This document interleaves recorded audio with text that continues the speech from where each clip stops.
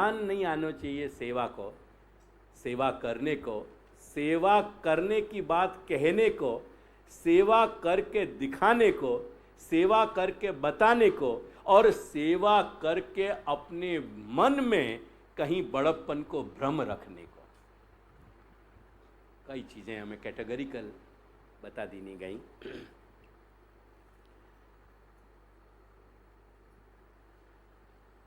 पाछे श्री ठाकुर जी ने दामोदर दास तो कहे जो मैंने खुलाए हैं, ख्याल आया कि नहीं? और इनने खोले हैं जो तू यासो क्यों खींचत है, तू तो चौबारे जाए सोयो। तेने कहाँ सोची मेरी बात, तेने मेरी बात सोची कहाँ? तू तो जा बैठो और मोको भीतर सुवायो। अब ये एक सामान्य दो छोटे छोटे वाक्य हैं ठाकुर जी के। तू तो यासो क्यों खींचत है, तू तो चौबारे जाए सोयो, और मोको भीतर सुवायो। दो वाक्य, ये दोनों वाक्य क्या कह रहे हैं, या बात पे हमारा ध्यान चाहिए। हमारी सेवा, सेवा की एक स्थूल रूपरेखा तो बन पावे, पर सेवा बन पावे कि नहीं, या बात पे हमने कभी गौर किया कोई नहीं। जब तक ठाकुर जी को यथा देहे तथा देवे की ट्रीटमेंट नहीं मिलेगी, सेवा अपनो आकार नहीं ले पाएगी। एक बात को समझो, सेवा कोई जोर जबरदस्ती नहीं है, सेवा कोई अनिवार्यता नहीं है। सेवा कोई परलोक की गति को पासपोर्ट नहीं है, वीसा ग्रांटेड नहीं है। ये कोई सेवा भक्त और भगवान के बीच को एक प्यार की स्वीकृति है, और प्यार की स्वीकृति जो होवे ना, वो कोई उपकार नहीं होए करे। कोई दिन अपन ये कह दे कि मैंने तो कुछ जिंदगी भर प्यार किया है, जवाब ये मिलना चाहिए कि प्यार किए तो तेने क्या एहसान कर दिया, प्यार करके क्या उपकार कर रहे हो क्या?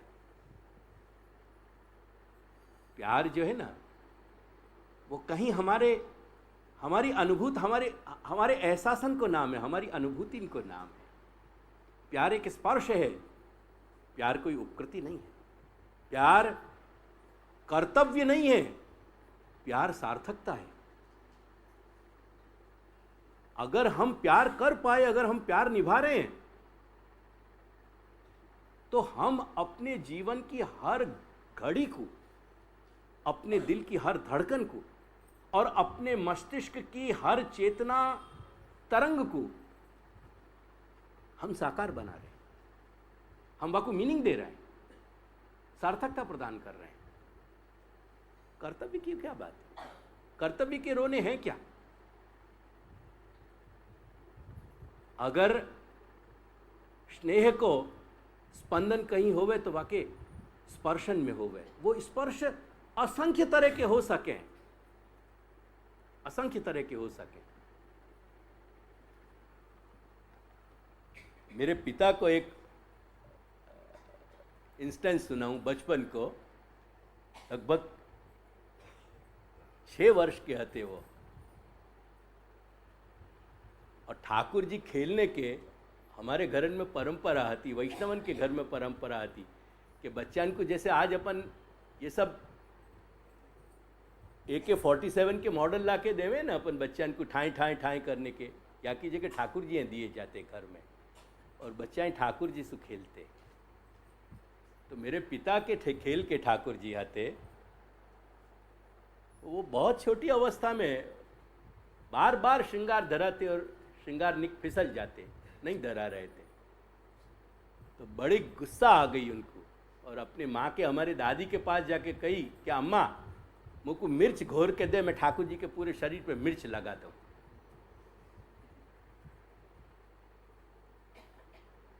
जस्ट वाकई पल्सेटिंग फीलिंग देखियो।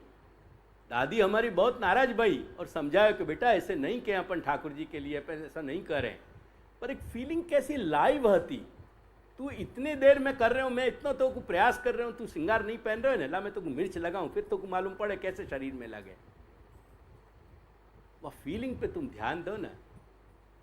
मैं समझूं कि श्री दादी जी के ना करने के दैन्य पे ठाकुर जी इतने प्रसन्न नहीं भय होंगे जितने मेरे पिता के रोष पे प्रसन्न भय होंगे, ऐसा मेरा एजम्पशन है। सवाल फील को है, सवाल स्पर्श को है, सवाल कर्तव्य के हथौड़ान को नहीं हो गए। ख्याल आया कि? तो वो जो बात भई ना कि और मोको भीतर सुआयो, तू तो खुद हवा में चलोगे उठ के। और वास्तव में छत पे अगर मेरे बचपन में एयर कंडीशन की फीलिंग होती थी तो जो बिल्कुल निर्मल वातावरण में आज से 4 सदी पहले, 4.5 सदी या 5 सदी पहले रहते होंगे, उनको कितना स्वच्छ वातावरण मिलता होगा। वास्तव में ठंडक होती थी। आज समझ में नहीं आ सके, क्योंकि आज छत पे सोनो तो और दुखी होना है। वो चौबारे की बात कर रही थी कि तू तो ऊपर छत पे जाके सो। छत के चौबारो जो है ना, वो मकान के एक तल नीचे वाली छत को चौबारो कहें, सबसे ऊपर वाली छत को नहीं कहें, ये हमारे ब्रजभाषा को शब्द है। ऊपर की बिल्कुल छत की ऊपर की मंजिल पे पहुंचने से पूर्व जो छत भी होवे, जहाँ खुलो भी होवे और फिर एक आध कमरा भी हो जहाँ कहीं छोटे मोटे, वह कुछ चौबारो कहा जाए। तो कह रहे हैं कि तू तो चौबारे पे जाके सो गया और मेरे नीचे किमाड़ भी लगा गया, किमाड़ भी खोल के नहीं गया। सवाल वह स्पर्श को तो, फील को तो। मैंने वो जो एक नेगेटिव उदाहरण दिया कि मिर्च लगा दूं, पर वो मिर्च लगाना भी फील आती और वो हवा नहीं मिलना भी एक फील है। मेरी बात को समझिए। अगर दोनों बातन की तुमको सूक्ष्मता समझ में आ सके तो समझियो, नहीं समझ में आवे मुझको वापस दे दीजिए, प्लीज़ डोंट कैरी इट, या कि कोई गलत मीनिंग मत निकालिए, मेहरबानी करके। बहुरी एक दिन दामोदर दास श्री ठाकुर जी को राजभोग समर्पित, वाके बाद को प्रसंग में नहीं चला रहे हूँ, क्योंकि वो फिर एक भक्त को संकल्प है तो कि नहीं, अब तो मैं ऐसी जगह सिद्ध करा दूँ ठाकुर जी को जहाँ में सुखी सुख मिले। वो एक बात संकल्प किया थी।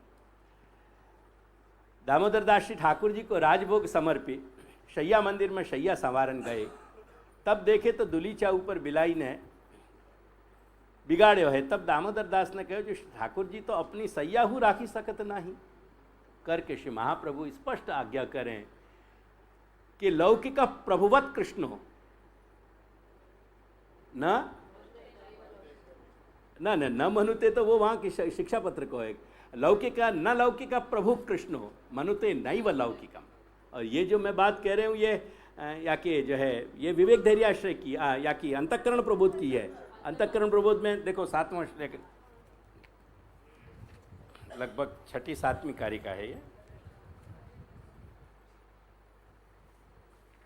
ये इन बातन सु कहाँ जानो चाहिए अपनो मस्तिष्क, वो मैं समझाना चाह रहे हूँ। देखो, लौकिक प्रभुवत कृष्णो न दृष्टव्य कदाचन, सर्वम समर्पितम भक्त्या कृतार्थोसी सुखी भवा। ऐसे आगे के वाक्य इनको भी जोड़े, पर या मूल वाक्य को मतलब लौकिक प्रभुवत कृष्णो, लौकिक मालिक की तरह, लौकिक जो रिलेशंस हमें वहाँ की तरह कृष्ण को देखना नहीं चाहिए। ये आगाह कर रहे हैं, करके अगर अपन लौकिक फीलिंग्स को फिर कहीं ट्रीट कर रहे हैं। अब देखो यह बात की समझने की खासियत कहाँ है, वह बात को समझियो। अपन अभी भक्ति के स्पर्शन की चर्चा कर गए, वो भी सब लौकिकवती ही है। एक बात समझियो, बड़ा भारी कन्फ्यूज़न हो जाए कि एक जगह मना करी जा रही है और एक जगह एप्लीकेशन हो रही है, क्यों ऐसा? ऐसा नहीं है। वह बात की खूबसूरती समझो। जो चीज़ स्नेह के प्रवाह में घटित हो रही है वो भक्ति बनेंगी, लेकिन जो हमारी क्षुद्रता को जहाँ भी डेमोन्स्ट्रेशन हो रहे हो, जहाँ भी वो फंक्शन कर रही है, हमारी क्षुद्रता हमारी अंदर रही भाई, जो इनकेपेबिलिटी है, वो इनकेपेबिलिटी जहाँ भी फंक्शन कर रही है, जहाँ निगेशन आ रहे हो, जहाँ निषेध आ रहे हो, श्री महाप्रभु वहाँ अपन को कह रहे हैं कि नहीं, अब ये तुम्हारी क्षुद्र वृत्ति जागृत होने लगी, क्योंकि तुमने अब प्रेम को प्रवाह यहाँ ऑपरेट नहीं हो रहे है। अब वो सारी जो हमारा पूरी जो दृष्टिबिंदु હતો वो दृष्टिबिंदु सब हमारा बदल गया। अब हम वहाँ में ये खोज रहे हैं कि ईश्वर समर्थ है कि नहीं है। अगर समर्थ है तो वो अपनी सब बातन को क्यों रक्षण नहीं कर पा रहे हो। जहाँ ईश्वर के समर्थ होने या न होने या हमारे असमर्थ होने या न होने के मुद्दाएं जहाँ खड़े हो जाएंगे, वो सारो बिंदु जो है वो दृष्टि बिंदु है, वो भक्ति से हट के नीचे चलोगे। वो भक्ति नहीं रहे, वो स्नेह नहीं रहे। करके यहाँ निषेध किए जा रहे हो। करके श्री महाप्रभु ये आज्ञा दे रहे हैं कि लौकिक प्रभुवत कृष्ण न दृष्टव्य कदाचन। भूले चूके भी कृष्ण को लौकिक मालिक नौकर की तरह रिलेशन में मत। फंक्शन सब वही तरीका से होंगे, कृष्ण की सेवा वही ढंग से करी जाएगी जैसे लौकिक नौकर और मालिक की बीच को एक व्यवहार होवे।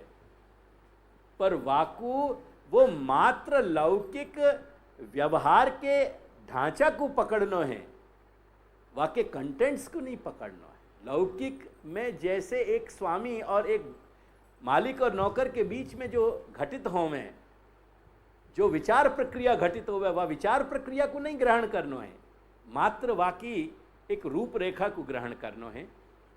सेवक की भांति आचरण करने हेतु कंटेंट्स जो वहाँ में आवेंगे, फीलिंग्स जो वहाँ में आवेंगे, वो सब भक्ति मार्गी आवेंगे। वो कंटेंट्स वहाँ में वो नहीं चलेंगे। करके यह बात को निषेध कर रहे हैं। यही बात को शिक्षा श्लोकी में भी समझाया महाप्रभु ने कि न लौकिक प्रभु कृष्णो, भगवान कृष्ण लौकिक है नहीं।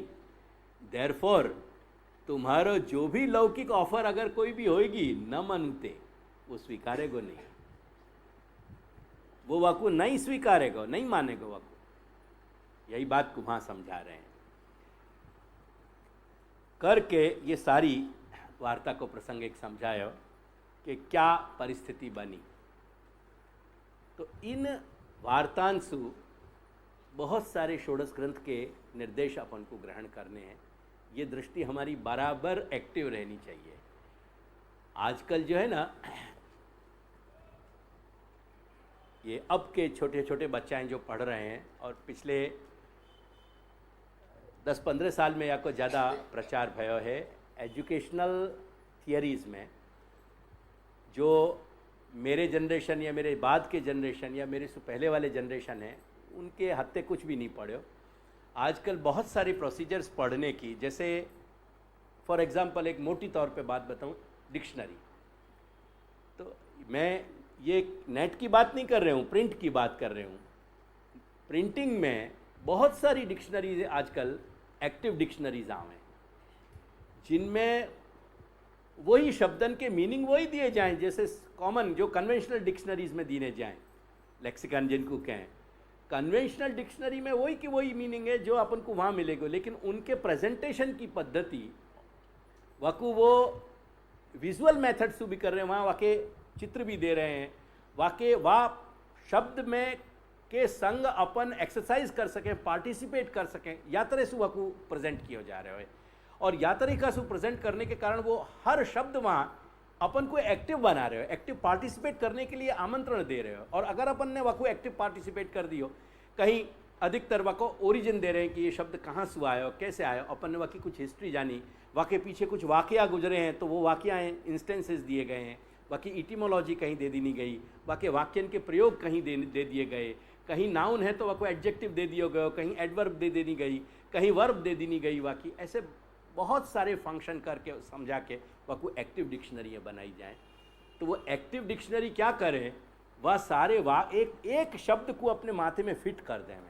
अपन को घोखने की, गले से कंठस्थ करने की याद नहीं है, रोट मेथड से वह याद करने की ज़रूरत नहीं रहे। एग्जैक्टली वो एक्टिव मेथड से अपन को ये वार्ताएं पढ़नी है। इनमें वो षोडश ग्रंथ के कहाँ सूत्र हैं। समहाउ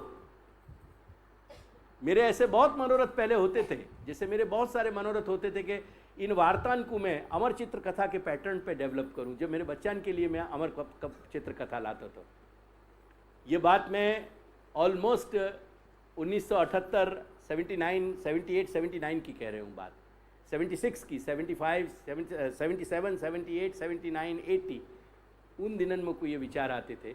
मैंने यहाँ कई आर्टिस्टन को प्रयास भी किया कांटेक्ट करने को कि अमर चित्त कथा के पैटर्न पे ये सारी वार्ताएं डेवलप करी जाएं। ऐसे मेरे एक ख्याल आते, मेरे ऐसे बहुत सारे ख्याल आते कि गोकुल में इन 84 वैष्णवन के प्रसंगन को लेके एक एक प्रसंग को हाईलाइट करते हुए एक एक पेंटिंग्स बनवानी चाहिए। It was a mega project जो शायद मैं विचार करतो भी तो अर्थ के अभाव के कारण वह की पूर्ति नहीं कर पाता मैं कभी, ऐसे भी मुझको विचार आते थे। आज की तारीख में श्री दादाजी की चरण कृपा से यदि एक टीम वर्क काम करे तो इनको एक्टिव डिक्शनरी के पैटर्न पे इन वार्तान को भी डेवलप किया जा सके। देयर इज नथिंग इम्पॉसिबल, पर वो तो बहुत बड़ो है, किंग साइज है, तो ये सब कुछ किया जा सके, परंतु अथवा तो वो इतना बड़ो है। पर या मैं अपन अपनी एक्टिव मेथड को अप्लाई कर सकें, अगर अपने पास षोडश ग्रंथ के पाठ और वह को अर्थ तैयार है माथे में। मैं अगेन बड़े ग्रंथन की चर्चा नहीं कर रही हूँ, एक बात स्मरण रखियो, कहीं भी मेरे ऊपर इम्प्रैक्टिकल होने को टैग मत लगा दीजिए मेहरबानी करके। That would be almost an abuse to me. मैं कहीं पंडित होने की बात नहीं कर रही हूँ, मात्र षोडश ग्रंथ और उनके शब्दार्थ अगर हमको कहीं तैयार हैं तो ये वार्ताएं उनको भाष्य करने में, उनकी एक्सप्लेनेशन देने में, उनके अर्थ समझाने में, उनको एक्टिवली इन्वॉल्व करने में बहुत पर्याप्त है। इनफ इनफ एंड इनफ, अगर हम इनमें से ये वाक्य निकाल सकें। अब जैसे विवेक धैर्याशय की अभी बात करी मैंने, अभिमानश्च समत्याज्य, वह वाक्य को पूरा उठा के हम पूरे के पूरे वह को एक्टिवेट कर सकें, हम वह को एक्टिव थॉट के रूप में कन्वर्ट कर सकें।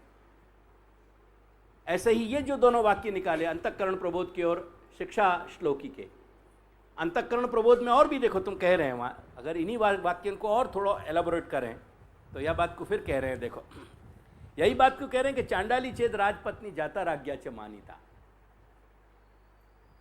मनुष्य जो है, जैसे मनुष्य समाज में अमुक वर्ग के लोगों को अपन बहुत लोएस्ट गिने है समहाउ, मैं यह बखत समाजवाद की चर्चा नहीं कर रहे हूँ, पर जो अपन गिने अपने स्वाभाविक अपने जा तरह को ढांचा बन गए हो समाज को, वह बात को उदाहरण वह बात तरफ इंगित किए जा रहे हो। ये कही जा रही कि जैसे अपन अपने समाज में सामाजिक रूप में बहुत लोएस्ट वर्ग को देखें, ऐसे ही ठाकुर जी की तुलना में अपन बहुत लोएस्ट स्थिति में है, ऑलमोस्ट चांडाल की स्थिति है। अगर चांडाली, अगर वह स्त्री कहीं प्रारब्ध सु वो सुंदर हो गई है और कहीं राजा को मन वहाँ पे फिसल गया है और राजा ने वह को हाथ पकड़ लिया, कौन रोके वह को? और राजान की बातें समझते तुमको जरा भी आश्चर्य नहीं होना चाहिए, क्योंकि अब तो तुम्हारे हजारन राजा हो गए हैं पॉलिटिक्स में। पहले तो सौभाग्य से एक आध राजा होते थे जिनके अंदर खानदानियत होती थी, जिनके अंदर कहीं आत्मगौरव होते थे, जिनके अंदर शिक्षा होती थी, जिनके अंदर कल्चर संस्कृति होती थी। आज तो सब के सब ये गुंडाएं बैठ गए हैं राजनीति में आके तुम्हारी, तो तुमको राजन के और मनमानी कर रहे हैं। वो राजाएं ऐसी मनमानी नहीं करते थे, ऐसा स्वच्छंद तांडव नृत्य कर नहीं करते थे जितना हार्डली, अगर 100% 100 राजान में से कोई एक राजा या 2 राजा खराब निकल गए, परसेंटेज बहुत लो है, इट्स हार्डली 2%। तो मनुष्य में कहीं ऐसी दुर्घटना कहाँ नहीं होए, कौन के घर में ऐसे गलत आदमी पैदा नहीं होए। लेकिन ये बात अपन को बहुत अच्छी तरह समझ में आ सके तो राजा राज्ञी, तो वो जब वाने वा को हाथ पकड़ लियो तो राजपत्नी हो गई, राजपत्नी हो गई। वाके पश्चात कहीं राजा और वाके बीच कोई ऐसी घटना घटी जाके कारण वाको कहीं अहम को ठेस पहुंच गई, देर इज नो रीजन के वाको या में अपमानित फील करना चाहिए। देर इज नो रीजन कि संभल वाले ये सोचें कि मेरी नौकर है वाकू तो ठाकुर जी बोल रहे हैं, कम्युनिकेट कर रहे हैं, मोकू नहीं कर रहे हैं। देर इज नो रीजन, कोई वैलिडिटी नहीं है या स्टेटमेंट की। इन बातन को अपन को श्री महाप्रभु के इन वचनन से समझने की बात है कि चांडाली चेद राजपत्नी जाता, यदि सा राजपत्नी जाता राज्ञा मानिता च, जब वानु राजा ने वाकू मान इतनो दे दियो, वानु स्वीकार कर लियो, कदाचित अपमाने भी मूलतः का क्षतिर भवित। कम से कम वाने अपने राजा ने अपने नौकर से तो तेरा अपमान नहीं करा दिया, अगर राजा ने तेरा अपमान कर दिया तो काय को तेरे की तकलीफ हो रही है। अगर स्वामी ने खुद ने वा चेलीसु वा चेटीसु कह दी नहीं काम करने वाली से कि तू पंखा कर दे, तो तेरा क्या बिगड़ गया हो? ये इंस्टेंसेस सारे समझ में आने चाहिए। ये सारी बात को अगर अपन देखें दोनों श्लोकन को, समर्पणाद अहम पूर्वम उत्तम किम सदा स्थित, क्या समर्पण सु पूर्व मेरी क्या स्थिति हती। श्री महाप्रभु की असीम कृपा भई, द्वार के जो मूल पुरुष हैं उनकी असीम कृपा भई कि उनने वर्तमान जो द्वार रूप गुरु हैं उनको निमित्त बना के उनके माध्यम से मुझको स्वीकार कियो और ठाकुर जी तक पहुंचा दियो। तो जो घोर पशु की तरह लौकिक जीवन जीने वालों चांडालवत ठाकुर जी की साक्षात सेवा तक, अलौकिक मार्ग तक मुझको पहुंचा दियो गयो। अब अगर मेरे और ठाकुर जी के बीच की ये सारी घटना चक्र में कहीं कुछ उच्चावचन आ रहे हैं तो मुझको क्यों तकलीफ होनी चाहिए? What's wrong about it? ये सारे थॉट स्ट्रक्चर को अपन को समझना चाहिए। तो ऐसे बहुत सारे वाक्य वचन यहाँ में दिए गए हैं कि जिनको प्रोवाइडेड अपन को षोडश ग्रंथ के वचन की इंडेक्स अपन को तैयार होए और उनको अपन षोडश ग्रंथ के इन पॉइंटर्स, इन सूत्रन पे उनको रिड्यूस कर सकें, ये वार्ता पढ़ने को सब सुसार्थक तरीका है। और श्रीमद् भागवत के वाक्य और थोड़ा सा वाकू बड़ो रूप दें तो भागवत के कंटेंट्स कम से कम 2-1 स्कंद ऐसे हैं कि जो हमको समझाने वाले हैं। जैसे माता देवहूति से जब भगवान ने पूछी, कपिल ने देवहूति ने पूछी कपिल से कि भक्ति मार्ग क्या है, वहाँ भक्ति मार्ग को जो पूरा नरेशन किया है, एटलीस्ट वो 25वें अध्याय से लेके जो 5-6 अध्याय हैं वो अपन को अच्छे तैयार होने चाहिए, उनकी कथा अपन को ख्याल होए। एकादश स्कंद की होए, दशम को कम से कम हमको पूर्वार्ध अच्छा तैयार होए। तो इन सब बातन के आधार पे अपन इन वार्तान में से बहुत सारे मीनिंग जो इंगित किए जा रहे हैं, जहाँ यहाँ जो पॉइंटर्स दिए जा रहे हैं, उनको हम रिड्यूस कर सकें उनके करेक्ट मीनिंग तक। यह बात को कह के यही बात को पूरा इलस्ट्रेट करने के लिए ये या के बाद में फाइनल एंड में जो वह परिचारिका की वार्ता जो पूरी जोड़ी है वो या को एक्सटेंशन है। जो लौंडी की वार्ता जो जोड़ी है जाके जामे यानी श्री महाप्रभु के, श्री दादाजी के शब्द नहीं मिल रहे हैं, पर जो रिड्यूस करी है वह पैटर्न पे श्री हरिराय चरण ने, वो इंस्टेंस या को अपेंडिक्स है। असल में वो वार्ता स्वतंत्र वार्ता नहीं है और वह को स्वतंत्र वार्ता को क्योंकि दादाजी की रचित नहीं है लिए वो वाह सकते हैं वाकू, पर इन या वार्ता की, संभल वाले की वार्ता की अपेंडिक्स है। वो ख्याल आया कि नहीं? वो या की अपेंडिक्स है करके ये सारे प्रसंग को अपन समझ सकें।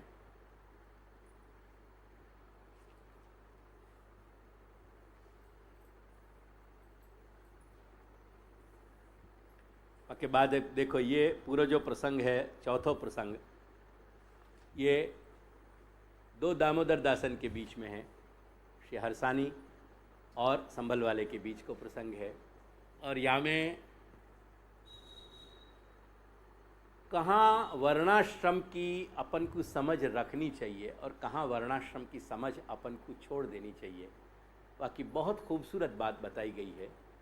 जा तरह की बात नागजी भट्ट की वार्ता में अपन को मिले है कि नागजी भट्ट वह डोकरी को की सखड़ी ग्रहण करके नहीं आए क्योंकि उनको कहीं एक सूक्ष्म ब्राह्मण देह के अहम को प्रतिबंधन भय। वहाँ वो प्रतिबंध के कारण वह के परिणाम यह आए कि श्री गोसाई बाबा ने कही कि नहीं, तू मेरे सामने बैठने योग्य नहीं है, यू वोंट फेस मी, मैं तो को अपना मुंह नहीं दिखाऊंगा, तू यह योग्य नहीं है।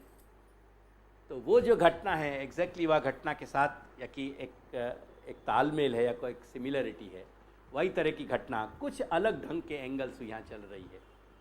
और वो बात यहाँ समझाई गई है कि क्यों उनने नहीं लीनी, क्यों अनसखड़ी लीनी। तो ये कुछ एक फंडामेंटल क्वेश्चंस हैं। अपने वैष्णव समाज में बहुत सारे उच्चावचन भय, वो कहानी में जानो कोई ज़रूरी नहीं है। आज का जो वर्तमान वैष्णव समाज है, फॉर्चुनेटली वो पुराने वैष्णवन के जड़वाद से मुक्त हैं, ये बहुत एक स्वस्थ लक्षण है।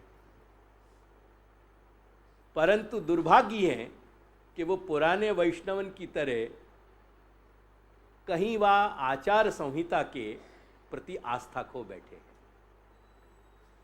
दोनों बातें हैं, कहीं दुर्भाग्य भी घटित हो रहे हैं, कहीं सौभाग्य भी घटित। सौभाग्य कि हम बहुत सारे जड़वादन से बचे भय हैं, दुर्भाग्य कि हम वाकई आत्मा को नहीं समझ पा रहे हैं, वाकई आस्था से वो जो वाकई अंदर जो वाकई मूल तात्पर्य हते, शुद्धि अशुद्धि के जो कुछ एक बेसिक फंडामेंटल्स हते, उन फंडामेंटल्स को अपन गंवा बैठे। ये दोनों घटनाएं भाई हैं। तो इन दोनों बातन को अपन को समझने के अवसर इन बातन से वहाँ में, ये बात मैं हमेशा दुख से कहता रहे हूँ और आज भी ये मेरे दुख की फीलिंग मेरे साथ जुड़ी भई है, मेरी कुंठा, और भविष्य में या को बहुत अच्छा कोई निराकरण मिल सकेगा। I don't have hopes. मैंने हमेशा कही है कि वल्लभ कृपा में लोगन ने मुझको या तो बहुत बड़े ज्ञानी बन के मुझको सुनते रहे हैं, where there is no reason. अगर वो इतना ही ज्ञान उनमें सिद्ध हो गया हो तो मुझको सुनना नहीं चाहिए उनको, क्योंकि फिर मेरे संग बात करने की कोई यूज़फुलनेस नहीं है, क्योंकि तुम सब ऑलरेडी पंडित हो चुके हो, या मेरी बात निरर्थक रूप से ऊपर से फेंक दी जा रही है जो कभी तुम्हारे अंदर में नहीं गई। वह स्थिति में मेरे तुमसे ज़्यादा संवाद होएगा की कोई आवश्यकता नहीं है। ये दो बातन को मैं वल्लभ कृपा में पिछले 35-38 साल से मैं अनुभव करते चलो आ रहे हूँ कि यहाँ बैठे भाई लोगन ने कभी यूजफुल क्वेश्चंस मुझको नहीं किए। कभी ऐसे प्रश्न मेरे सामने नहीं आए कि जिन प्रश्नों से मुझको एक आह्लाद मुझको होता है कि नहीं अब ये मार्ग की कोई बात समझने की बात आई। ये सभी बातें वार्ता की ऐसी जो गुत्थियाँ हैं, वो गुत्थीन में हमारो मन कहीं जानो चाहिए,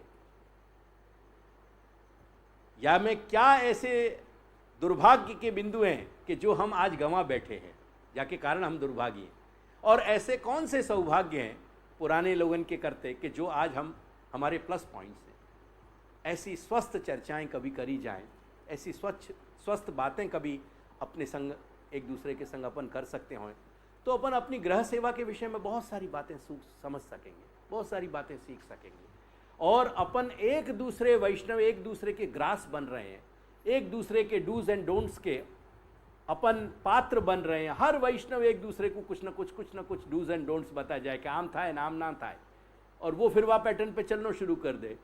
ऐसी बहुत सारी भ्रांति इनमें ये समाज जो घूम रहे है, या में से कुछ कम से कम मुट्ठी भर लोग या में से ऊपर उभर सकें, उनके पास आशा को बहुत बड़ा रीज़न है, उनके पास आशा को बहुत बड़ा आशा के लिए अवकाश है कि इन बातन को समझ के अगर वो और 4 व्यक्ति को समझा सकें तो हो सके कि कुछ एक कहीं आशा की किरण इधर उधर कहीं फूटती रहे। पर समहाउ मैं उन बातन को नहीं देख सके, जो मैंने हमेशा वार्तांशु अपेक्षा रखी कि वार्तांशु अपन को क्या, क्योंकि तुम्हारा वार्तान के साथ अनफॉर्चुनेटली एक्टिव पार्टिसिपेशन नहीं है। तुम लोग वार्ता केवल एक ट्रांस में बैठ के पढ़ो, वो ट्रांस अनफॉर्चुनेटली अलौकिक नहीं है, वो लौकिक है। आंख मींच के वार्ताएं पढ़ते जाओ, वार्तान में से क्या निकल सके ये कभी हमने समझने को प्रयास नहीं किया। अगेन मैं फिर तुमको एक बात याद दिलाऊं, या के लिए हमको कॉमन सेंस की ज़रूरत है, कोई बहुत बड़े अनकॉमन सेंस की ज़रूरत नहीं है। Be sure of it, provided अगर तुम कॉमन सेंस को अप्लाई करो तो। बात इतनी सी करके देखो ये फाइनल पार्ट में कि तब श्री आचार्य जी ने कहो जो तू तो तेरी इच्छा ते न लेतो पर मुको तो या के ऊपर बड़ी खुन्नस भई हती। अब बाकी जब खुलासाएँ हो गए करके मैंने कही ये बात समझाई कि ये नागजी भट्ट की वार्ता से कुछ अलग हट के एक एंगल है ये पूरा। तो भक्तन के अंतःकरण की भक्ति देखवे को प्रभु को नाट्य है काहेते जो दामोदर दास संभलवारे ने कन्नौज में अपने घर बैठे श्री आचार्य जी के अंतःकरण की जानी। श्री आचार्य जी तो भक्त के हृदय में सदा स्थित हैं, वह भक्त हृदय की बात कहाँ न जाने। पर भक्त परीक्षार्थ यह प्रभु को नाट्य है। पाछे दामोदर दास को बहुत सम्मान करके श्री आचार्य जी ने घर पठाए। तब दामोदर दास अपने घर कन्नौज आए पहुँचे। पाछे स्त्री पुरुष भली भांति सो सेवा करने लागे। अब ये पूरा वार्ता को है ना, ये पूरा रिजोल्यूशन है ये पूरी प्रसंग जो चौथो चल रहा है वो याकू अगर पढ़ने की अपन में एक थोड़ी सी आवड़त हो ना, थोड़ी सी समझ हो, तो ये पूरी ग्राफिक लाइन है। या में एक बात प्रसंग उठ के वो सखड़ी के पॉइंट पे आकर के उलझने लगे, ये क्लाइमैक्स पे पहुँचे और क्लाइमैक्स पे पहुँच के या कोई डेनुमा होवे या कोई रेजोल्यूशन आवे, हमें वो खुले एक, जैसे फॉर एग्जांपल अगेन देखें अपन। तब श्री आचार्य जी दामोदर दास संभलवारे के ऊपर अप्रसन्न भये। अब यहाँ से वो ग्राफिक लाइन में कॉम्प्लिकेशन शुरू भये, if you can read that, I mean of course fortunately with me. अप्रसन्न भय और कहे, यह मेरो अंतरंग सेवक याको सखड़ी महाप्रसाद क्यों न लिवायो। यह बात श्री आचार्य जी के मन की दामोदर दास संभलवारी ने घर बैठे जानी। ख्याल है? जो श्री आचार्य जी महाप्रभु मेरे ऊपर अप्रसन्न भये, तब स्त्री सो कही, जो तू श्री ठाकुर जी की सेवा नी की भांति सो करियो, और मैं तो श्री आचार्य जी के दर्शन को अड़ेल जात हूँ। तब दामोदर दास अड़ेल को चले। ये वो कॉम्प्लिकेशंस जहाँ क्रिएट भये, जैसे प्लॉट में मिस्ट्री क्रिएट हो गए, जैसे प्लॉट में कोई टर्न आवे, ऐसे पूरा प्लॉट में एक टर्न आकर के फिर ये कॉम्प्लेक्स होने लगी। कॉम्प्लेक्स होने के साथ ये ग्राफिक लाइन ऊपर जाने लगी। सो अड़ेल जाए पहुँचे। तब श्री आचार्य जी के दर्शन किए, साष्टांग दंडवत किए। तब श्री आचार्य जी पीठ दे बैठे। तब दामोदर दास संभलवारी ने श्री आचार्य जी से विनती करी कि कहो, जो महाराज मेरो अपराध कहा है, और जीव तो अपराध करत ही आयो है, पर अपराध कर्यो जानिए तो भली बात है। ये समझ में तो आवे कि अपराध क्या भयो है। तब श्री आचार्य जी ने कहो, जो तेने दामोदर दास हरसानी को सखड़ी महाप्रसाद क्यों न लिवायो और अनसखड़ी प्रसाद क्यों लिवायो। तब दामोदर दास संभलवारी ने श्री आचार्य जी से विनती कीनी, जो महाराज दामोदर दास से पूछिए। तब श्री आचार्य जी ने दामोदर दास हरसानी से पूछी, जो दमला तेने दामोदर दास संभलवारे की यहाँ सखड़ी महाप्रसाद क्यों न लियो। तब दामोदर दास ने कहो, जो महाराज श्री ठाकुर जी प्रातः काल बाल भोग आरोगते, सोई ले तो सो सखड़ी की रुचि ना रहती नहीं, ताते न लेतो। तब श्री आचार्य जी ने कहो, जो तू तो तेरी इच्छा ते न लेतो। अब वो जो एक सिचुएशन में जो एक कॉम्प्लिकेशन आया वो यहाँ रिजॉल्व होने लगे। अब यहाँ से लेके लास्ट तक फाइनल वो स्त्री पुरुष भली भांति सो सेवा करने लगे, वहाँ तक वो रेजोल्यूशन आ गया। वो बात जो कहीं उलझने वाली थी और जाके कारण एक ऐसा प्रश्न खड़ा हो तो कि श्री दामोदर दास हरसानी जैसे उच्च कोटि के भगवत भक्त ने, श्री महाप्रभु के अनन्य ने ऐसी क्यों बात घटना घटी। तो दोनों की कोटि तुम देखो, इन वार्ता की या प्रसंग की शब्दन को देखोगे तो तुमको ख्याल आवेगा। उधर श्री दामोदर दास बैठे भाई, घर बैठे कन्नौज बैठे भाई श्री महाप्रभु की मन की बात जानने लगे, और इधर उनके संकेत पे कि महाराज मोसू पूछने से पहले आप बेटर है कि श्री दामोदर दास को पूछ देखो। ये जो उनकी इंगति कर रहे हैं वहाँ के परिणाम स्वरूप श्री दामोदर दास से जब पूछी जा रही है तो बात को कुछ और एक टर्न अब वहाँ से शुरू भयो।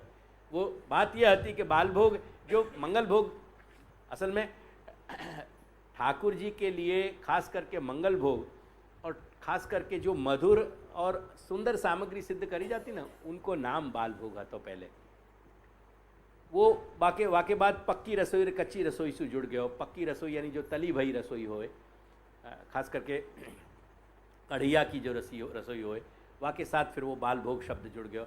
ऐसे बाल भोग शब्द जो है ना, वह को भी पुष्टि मार्ग में काफ़ी लंबा इतिहास है, वो इवॉल्व भयो है धीरे धीरे।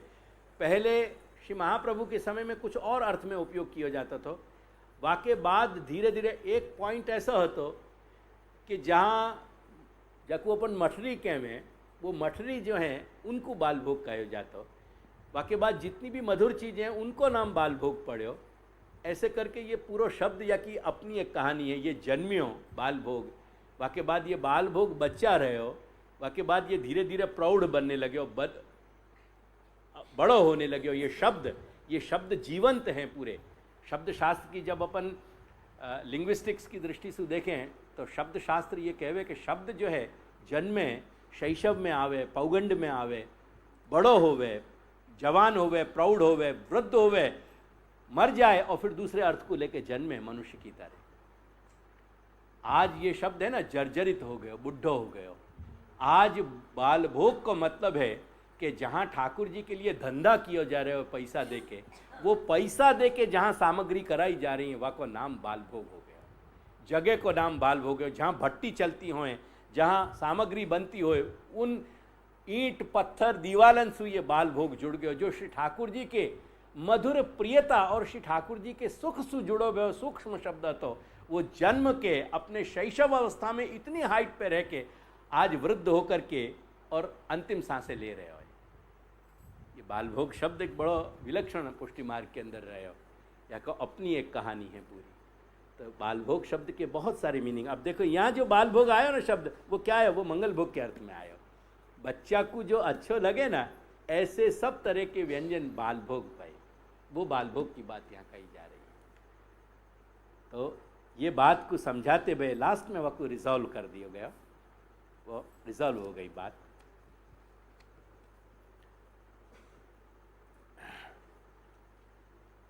वाके बाद ये 5, 6 और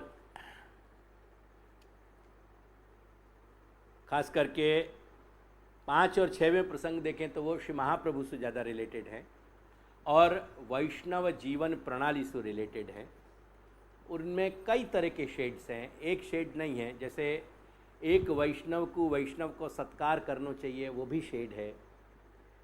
एक वैष्णव को एक वैष्णवता को निर्वाह कैसे करना चाहिए, वो शेड है। एक वैष्णव को अपने गुरु के रिलेशन में कैसे संबंध निभाना चाहिए, वो भी शेड है। इत्यादि हमें कई चीज़ें आई हैं। हमें 7वें प्रसंग को अगर अपन देखें तो 7वें प्रसंग की जो यानी अनन्यता सहित भगवत सेवा को अपना जो सिद्धांत है, वो यहाँ पूरा को पूरा लागू पड़ रहा है कि जहाँ उनकी पत्नी ने कहीं अपने गर्भ के विषय में कहीं जिज्ञासा भई और इत्यादि इत्यादि वो सारी घटना चक्र चली। तो वह को अगर अपन देखने जाएंगे तो जो अनन्यता का सिद्धांत है अपन को कि ठाकुर जी को अन्य संबंध जो हैं वो अच्छा नहीं लगे करके श्री गुसाई बाबा अपन को समझावें कि अन्य संबंध गंधोपी कंधरा में वह बाधते। अन्य संबंध जो है वो ऑलमोस्ट वाकी तुलना करी कि जैसे गर्दन पे सु या धड़ पे सु गर्दन उड़ा देनी जाए, जैसे गर्दन के उड़ा देने सु नीचे के देह को धड़ को कोई